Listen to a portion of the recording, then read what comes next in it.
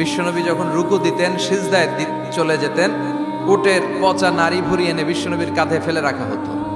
বিশ্বনবীর গলার মধ্যে রশি ধরে টান দেয়া হতো। কয়েকবার বিশ্বনবীর এই ঘাড়ের এই চামড়া ছিঁড়ে গিয়েছে, একবার চাদর টান দেওয়ার কারণে, আরেকবার রশি টান দেওয়ার কারণে। বিশ্বনবী কিছুই বলেন নাই, ক্ষমা করে দিয়েছেন।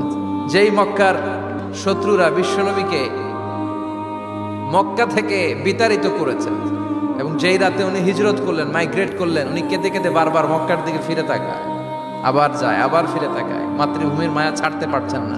আর বলছিলেন, মক্কা তো আহাব্বুল বিলাদ ইলাইয়া, মক্কা আমার কাছে সবচেয়ে প্রিয় শহর। লাউলা উখরিজতু লামা খরাজতু মিনহা, আমার যদি বের করে না দেয়া হতো এই শহর থেকে, আমি কোনোদিন এই শহর থেকে বেরোতাম না। এত ভালোবাসতেন বিশ্বনবী মক্কাতুল মুকাররমাকে, ধৈর্যশীল ছিলেন। এত অত্যাচার অনাচারের পরে যখন মক্কা বিজয়ের ক্ষণ আসলো, এই মক্কাকে বিশ্বনবীর করতলগত করে দিল কে? ফাতে মক্কা হলো। বিশ্বনবী চাইলে পিষে পিষে প্রতিটা কাফের মুশরিককে শেষ করে দিতে পারতেন, ঠিক কিনা? কিন্তু বিশ্বনবী বললেন, লা তাসরিবা আলাইকুমুল ইয়াউম ইযহাবু আনতুমুত তুলাকা, কোনো রিভেঞ্জ চলবে না আজকে, কোনো প্রতিশোধ নাই।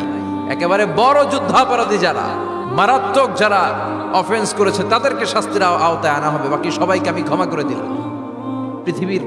পৃথিবীর ইতিহাসে এরকম নজির কোথাও পাওয়া যায় না, যাকে এত অত্যাচার করে বিতাড়িত করা হয়েছে, নির্বাসন দেয়া হয়েছে, হিজরতে বাধ্য করা হয়েছে। তিনি যখন ওই শহরকে আবার বিজয় করলেন, কাউকে আঘাত করলেন না, আগুন জ্বালিয়ে শহরটাকে জ্বালিয়ে দিলেন না, তাদের বংশকে নির্বংশ করলেন না, বরং মুচকি হেসে উনি বললেন, যাও, ক্ষমা করে দিলাম।